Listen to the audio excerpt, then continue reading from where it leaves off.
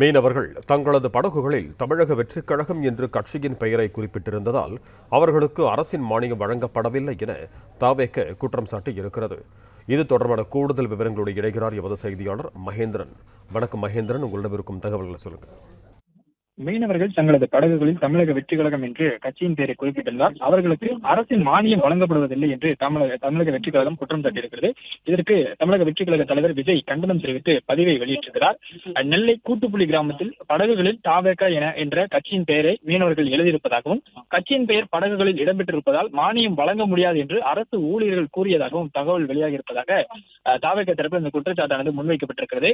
எதேச்சதிகார ஆட்சியின் வாயிலாக தமிழக வெற்றி கழகத்தை முடக்க நினைத்தால் அது ஒருபோதும் நடக்காது என்றும் படகுகளில் தமிழக வெற்றி கழகம் என எழுதியிருந்தால் மானியம் வழங்கக்கூடாது என்று எந்த அரசு அதிகாரிகளுக்கு உத்தரவிட்டவர் யார் என்று தவேக தரப்பில் விஜய் கேள்வி எழுப்பியிருக்கிறார். மேலும் திமுக என்ற பெயரையோ திமுகவின் கொடியையோ பயன்படுத்துபவர்களும் இவ்வாறு அதிகாரிகள் கூறுவார்களா என்ற கேள்வி எழுப்பியிருக்கக்கூடிய விஜய் திமுக தனது சொந்த பணத்தை எடுத்து மீனவர்களுக்கு வழங்குவது போல நினைத்துக் கொள்ளக் கூடாது என்று கண்டனம் தெரிவித்திருக்கிறார்.